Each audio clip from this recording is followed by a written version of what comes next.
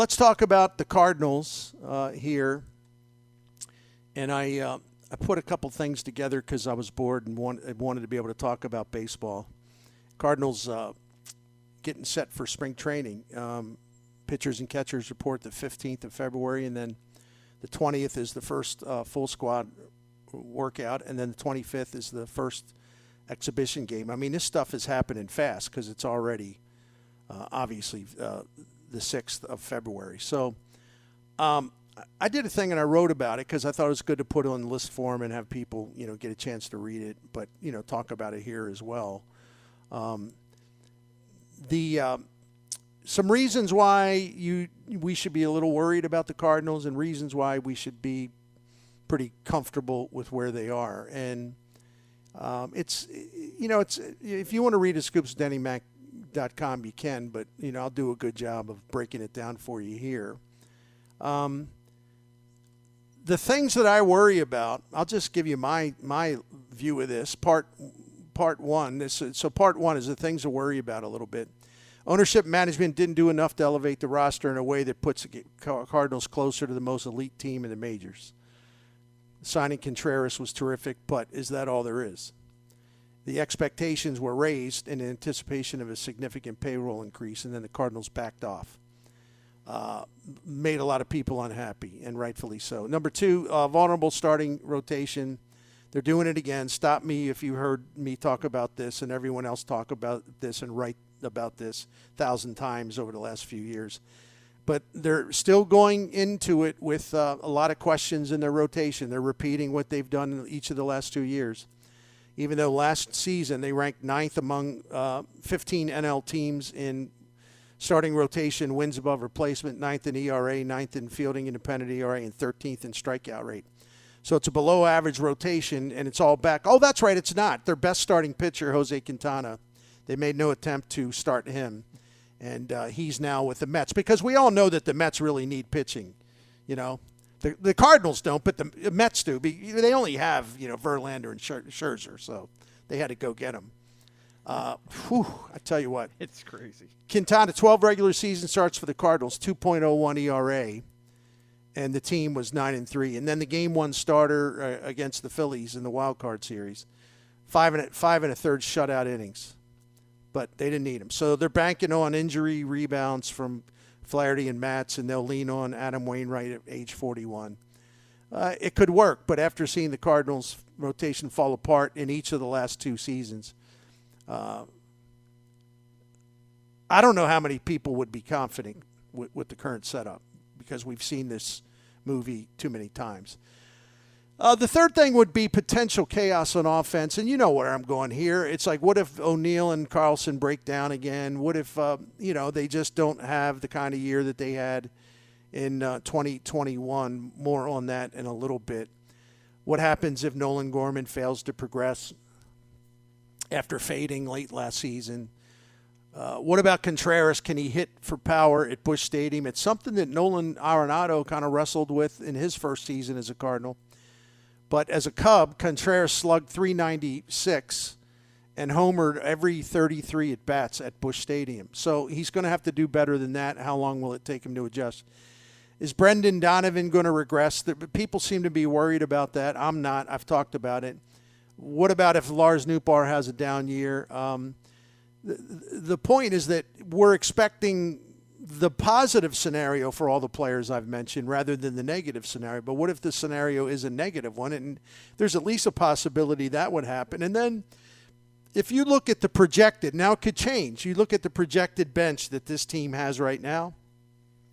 Tell me if you're a fan of another team and this would frighten you. Andrew Kisner, Paul DeYoung, Nolan Gorman, and Alec Burleson.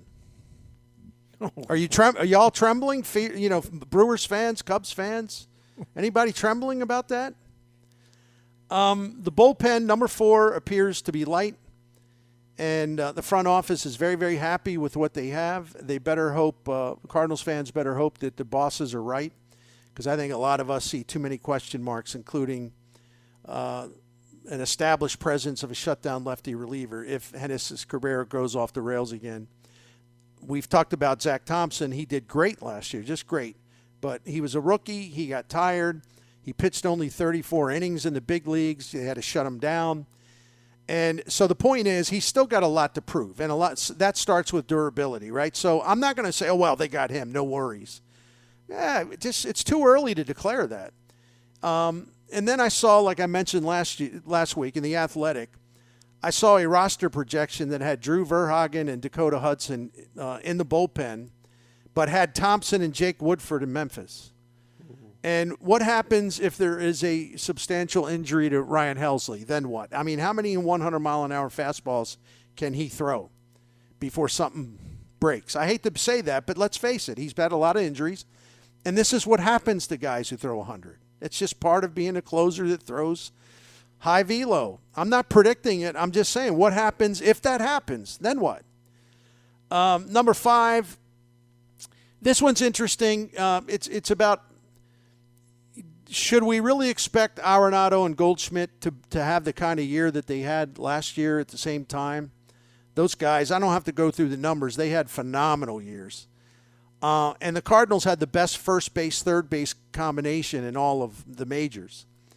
I mean, if you look at those two positions combined, first base, third base, offense, those two positions were 61% above league average, which is just incredible. And the next best team on that list for their offense at first base, third base combined was the Dodgers at 38%.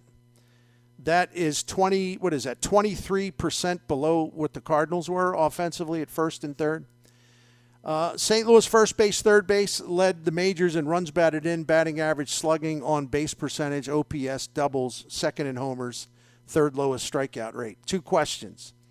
Can Goldie and Arenado come close to repeating their fantastic 2022 seasons? That's asking for a lot. That's asking for an awful lot. I think it's unreasonable to expect them to do so. Doesn't mean they won't be good or very good. I think last year, though, was just so crazy. The other thing, and that's why I continue to laugh at the people agonizing over Albert Pujols. Well, who's going to DH? Once again, feel free to continue to ignore me. He took 36% of the plate appearances at DH last year. I said 36%. Where he was amazing is when he played first base when Goldie was playing DH or Goldie was off. Pujols put up an amazing set of numbers as the backup. I wouldn't want to use that word with him, but as the number 2 first baseman. And I won't read the numbers. They're as crazy as you think they are. Crazy good. So that would be, when I talk about this first base, third base combination, all this offense that we saw from those spots last season. You know, Pujols was part of that. And I don't see a guy that they'll plug in at first base when Goldie doesn't play or where Goldie's playing DH. There's no one that is even capable of putting up this torrent of offense that Pujols did when he played there. And that's what you should be looking at, not the DH. They got plenty of guys who can DH, including Goldschmidt and Arenado, to give him kind of a half day off. So I don't think the Cardinals are going to be able to replicate that production at first and third combined. I just don't. It's just you got to be reasonable, and I think we're talking about career-type seasons from Goldie and Arenado, and we're talking about a legendary final season for Pujols. He was 113% above league average offensively when used at first base. 113% above average. Wow. So, and again, but let's have another DH discussion. Yeah, no need to point at the thing that's actually a problem. Where are they going to get that offense at first base when Goldie's not there? Maybe Yepes. I don't know. The worst case scenario for the Cardinals, if things go wrong, these 5 things that I talked about, right? Yes. Milwaukee Brewers exceed expectations. They win the Central and leave the Cardinals lunging for a wild card spot. That is no guarantee.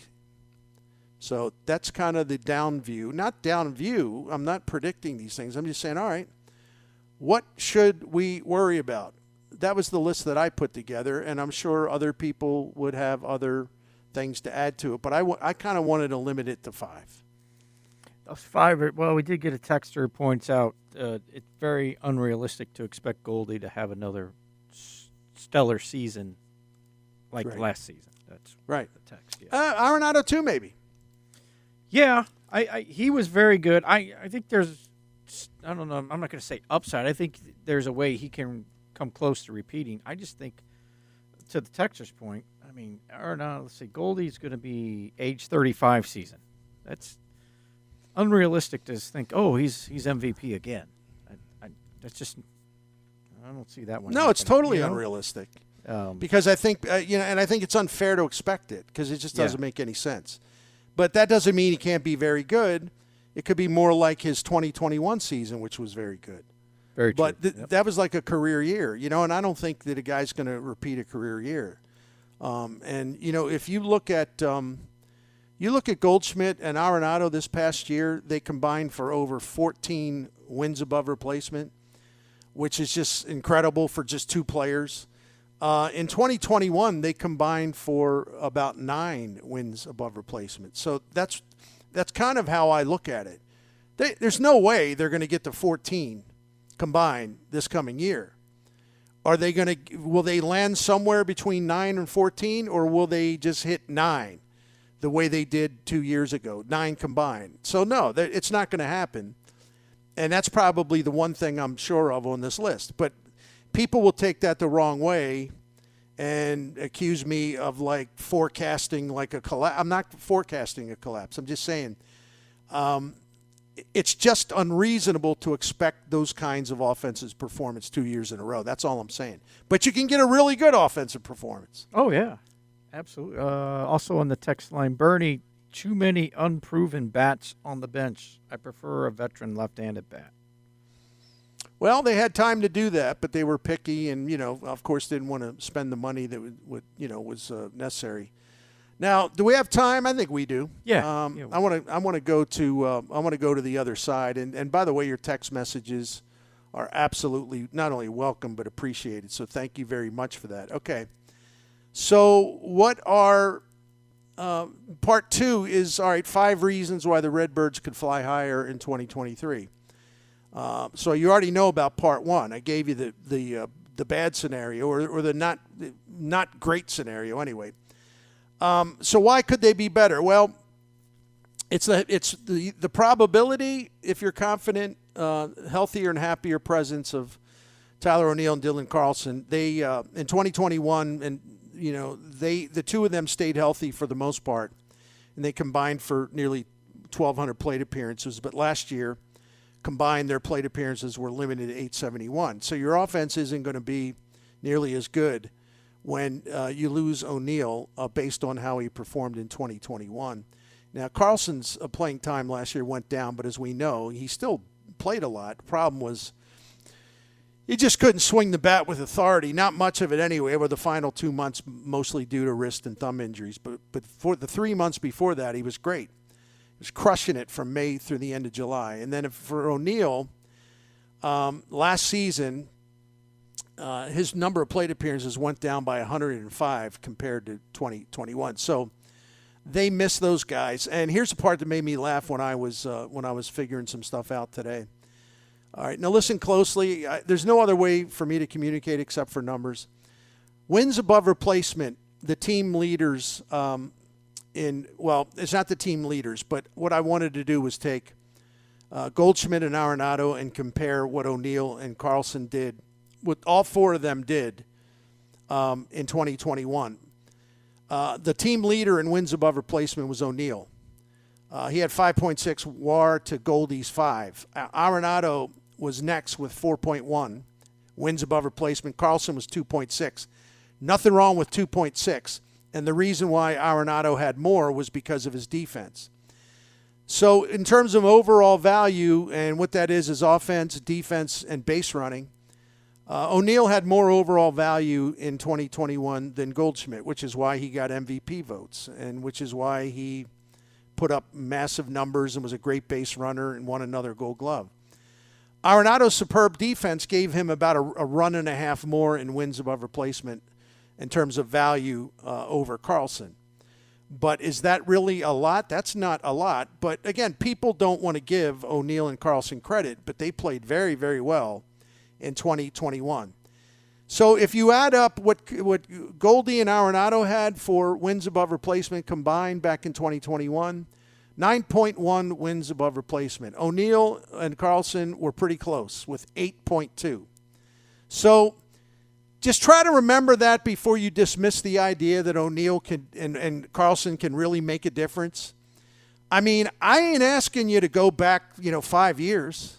Carlson wouldn't be here, wasn't around then anyway. But, this is only 2 seasons. It's only 1 season removed is what we're talking about. And then if you look at, the adjusted runs created stat, which is another version of OPS plus, which you come up with, and 100 is average. In 2021, O'Neill had the best one on the team at 44% above average offensively. Goldie was 37% above league average offensively. Carlson and Arenado, they were both 13% above average offensively. That's right. So not only did O'Neill have a better all-around season than Goldie in 2021, but the bro was actually a better hitter in 2021. And it's interesting, very interesting to me, to note that Carlson matched Arenado in weighted runs created plus, which neutralizes stats based on a lot of things. So I didn't realize that until I came upon that today. And I know many of you didn't realize either. And I guarantee I'd be willing to bet like 97% of you are saying horse feathers to all of this. You can do whatever you want, but the numbers don't lie. It's just that, people cannot remove their bias. In this case, their irritation, annoyance, aggravation about O'Neill and Carlson to even now give them credit for how well they played in 2021. That's on you. That ain't on me. The other next reason to be productive is led by Goldschmidt and Arenado. Even if they're down a little, this should be a potent, productive offense, and that depends on guys being healthy. Carlson and O'Neill. Depends on young hitters getting better, or at least avoiding a decline. It depends on the proven hitters' ability to perform to their usual standards. And obviously, the fortune and the fate of the 23 offense depends on a lot of things. But even if they decrease, we're talking about Arenado and Goldschmidt, their numbers come down some this year. Still going to be one of the best 1-2 punches in the National League in Major League Baseball. So you start there and you look at the foundational players, and those guys are special, even if they can't quite get to where they were this past season. And I've talked about the Cardinals a lot of times, and there continues to be many, many, many people in denial that they had a good offense last year. And I've even noted they didn't hit as well against the really good teams, but then again, that's true of just about everybody. And I listed all the things where they were ranked in the top 5, their top 4 tied for runs per game, top 5, top 6, top 7, and all the other major categories. But here's one I came up with earlier today. So the Cardinals had an OPS plus 114, meaning they were 14% above league average last season. That 114 OPS plus, which I've talked about on the show about 7,000 times, was the best by a Cardinals team. There's ranked number 1 in the National League and number 2 overall. What I found out today kind of floored me, and I double, triple checked it just to make sure. The National League expanded in 1962. There have been 61 seasons played since 1962. That 114 OPS plus by the Cardinals last year was the best since the National League expanded in 1962. The second team was the 2011 Cardinals. The 2003 team had the third best. The 2004, 2008, and 2012 teams were tied for fourth best OPS plus in a season since 1962. And they pulled that off. Whether you want to call the stat crap, you can. I think most people that keep up with it recognize OPS plus as a legitimate measurement. Whether you like the conclusions or not, that's not part of the conclusion. Well, I don't like it, so therefore it doesn't matter. Well, it matters because it's used in contract negotiations and every forecasts and everything else. So the Cardinals had their best OPS plus season in the expansion era, despite hideous production at the catcher position, injuries to O'Neill and Carlson, the ongoing free fall by Paul DeJong, the rookie growing pains of Nolan Gorman, plus cold starts to the season by Nootbaar, Pujols, Corey Dickerson. Going into July, those three, Nootbaar, Pujols, and Dickerson, 319 combined plate appearances, had 8 homers, and had driven in 30 runs. That's through July. Wilson Contreras wasn't here when the Cardinals catchers last year were 40% below E-League average offensively. He comes to the Cardinals with the highest OPS among regular Major League catchers since 2016. So if the Cardinals could produce a historically prominent level for offense for this franchise with all these things going wrong, then why wouldn't they do just as well, if not even maybe a little better in 2023? If your answer is tougher schedule, hang tight. I'll get to that. Real quick, because I'll speed through these and I'll get to the schedule in a moment. Number 3 is young players and pitchers. I think they're going to get help from Jordan Walker. I think they're going to get help from Gordon Graceffo. I think they could get help from Mason Wynn if there's an injury. I think that they have a sleeper pitcher candidate in Freddie Pacheco, age 24. Last year in AA and AAA, split the season. He averaged more than 12 strikeouts per 9 innings. And I'm not ready to give up, obviously. It'd be stupid on Ivan Herrera. In fact, if Kisner ain't doing squat, the Cardinals ought to take a look at Herrera as their number 2 later in the season if he deserves it. And plus the Cardinals have that top 10 farm system. They're going to crank out some others. I want to mention this too, and I know it's against the law now. You can't actually praise the Cardinals for anything. They have a historically strong foundation, and it shouldn't be taken for granted. It's important to 2023 to have that foundation. Yes. Ownership management needs to be pushed to be more aggressive and build a better team capable of winning a World Series, or at least making deep postseason runs. To repeat, yes, I agree, all capital letters, the Cardinals must do better in the postseason. The Cardinals must do better in the postseason. The Cardinals must do better in the postseason. I need to repeat it because I know I'll be accused of being on DeWitt's payroll for pointing out how consistently good they are in general. But I do appreciate the fact they get in October as frequently as they do, because that's the only way you at least give yourself an opportunity to win more hardware. This week, The Athletic, in fact, came out today.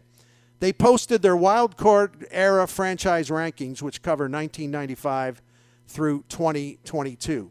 Here are the top 3 in order.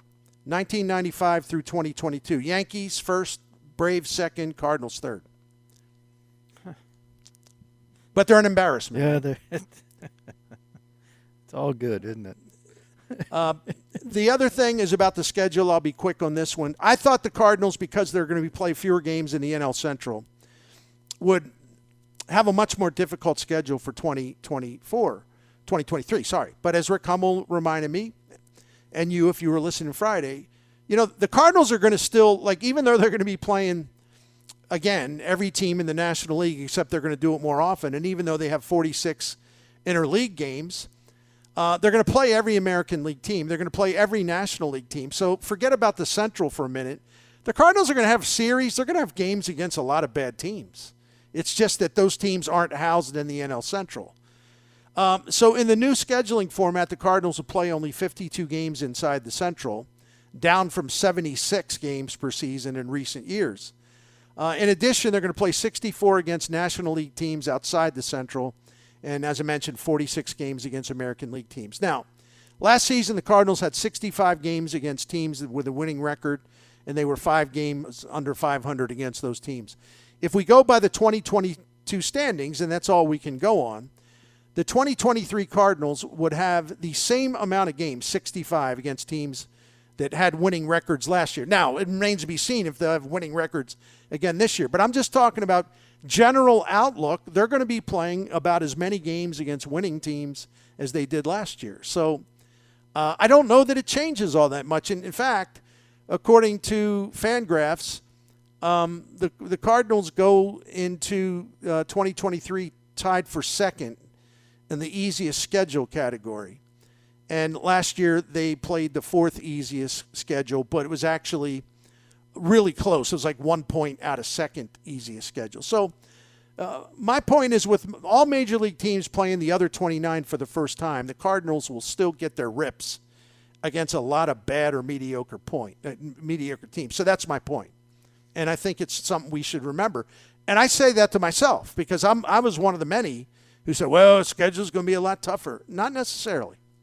I'd hold on to that and see what develops. It may turn out to be true, but sitting here now, it doesn't. I think it's been overstated, and I've been guilty of overstating it. All right, I'm done. The numbers on that research are good. I would have thought the same thing about the schedule myself, but I know, like you said, Rick Hummel talked with us on Friday about it. It's hard to believe, but that's what the numbers tell us. So they're still got to get that opportunity to pile up to 90 wins, Bernie. That's what the formula states.